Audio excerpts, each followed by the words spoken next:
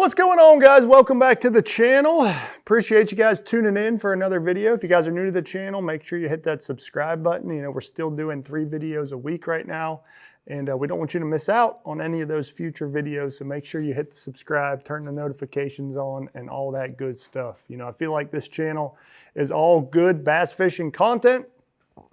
You know, the goal of the channel is to help you guys, the viewers, the subscribers, it's to help you guys catch more bass. You know, that's the goal of this entire channel, is to help you guys, and hopefully you guys can learn something from the channel, from this video, and apply it when you're out on the water, and in turn catch some more bass, because that's what it's all about. But today we're talking about a little hack that not a lot of people know about, not a lot of people do, on one of the funnest baits to fish. Everyone's favorite, one of my favorite baits, is a frog, a hollow belly frog. Get out there, you throw it over top of grass, and we're getting to be that time of year. You know, the grass has grown up, it's about maxed out for the year, and we're going out, throwing some frogs, and I got a couple little hacks. One in particular, I'm gonna really let the cat out of the bag here and let you guys know about a little hack that you need to be doing to your frogs that will help you get some more bites.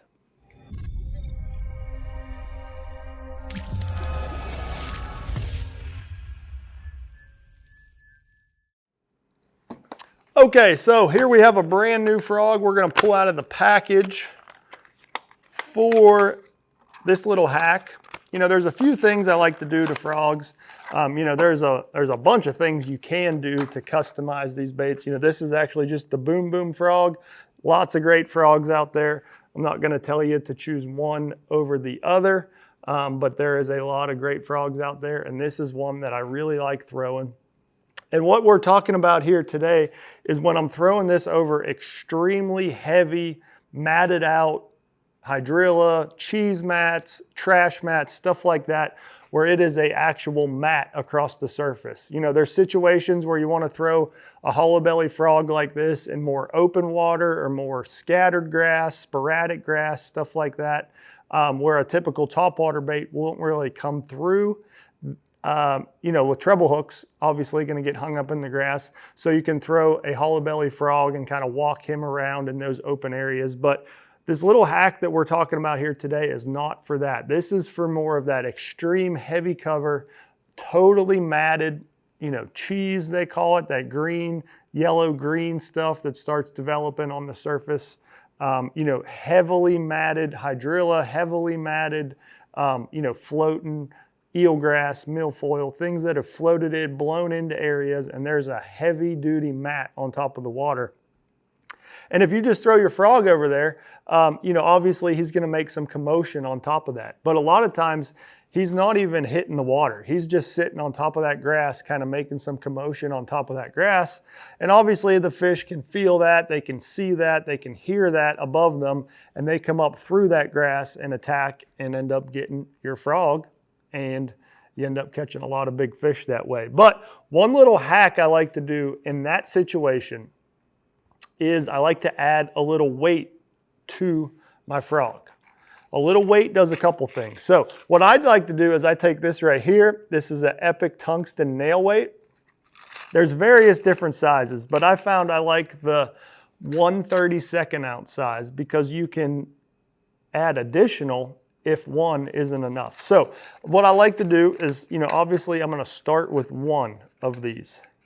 So I'm gonna take one nail weight out of the package, and we're gonna put him inside the frog. So if you go to the bottom of your frog, doesn't matter what brand or what frog it is, you go to the bottom where the hook comes out of the actual hollow belly part, and you're just gonna slide that nail weight inside the frog, okay? Get him all the way inside there so he's free floating in there. And now that's gonna do two things. Obviously, it's gonna add a little weight to it. So adding a little weight helps it sit down on those heavily matted surfaces a little better. It makes a little bit more of a bulge, or I guess it would be the opposite of a bulge. He's gonna sink down in there a little more and create a little more commotion. And in those extremely heavy cover situations, that's a really good thing. That's what you need for those fish to be able to find that. It looks like it's a a big meal. It's a heavier object sitting on top of there, and it gives them more opportunity to find that frog in that situation. So that's the number one thing. Like I said, you can add 1, 2, 3. I've used heavier nail weights, but what I've found is if I wanted to use, so if you put 2 of these in, it would be 2 30-seconds, which would be a 1/16. So you could just put 1/16 nail weight in there. But what I've found is I actually rather put 2 1/32 ounce weights in there because it creates noise. Hopefully you guys can hear that. Obviously the 1 nail weight bouncing around against the hook and other things in there is going to make noise. But if you need it a little bit heavier or you want to make a little bit more noise, you can put 2 of these in there, so it's going to double the amount of noise. Obviously the nail weights are going to be clicking against each other. It's hitting the hook, the swivel that's in there, everything that's inside there. That nail weight is now hitting, making that noise. So as he's hopping along on top of that matted surface, that's also adding a little bit of noise. Another way for those fish to find that bait.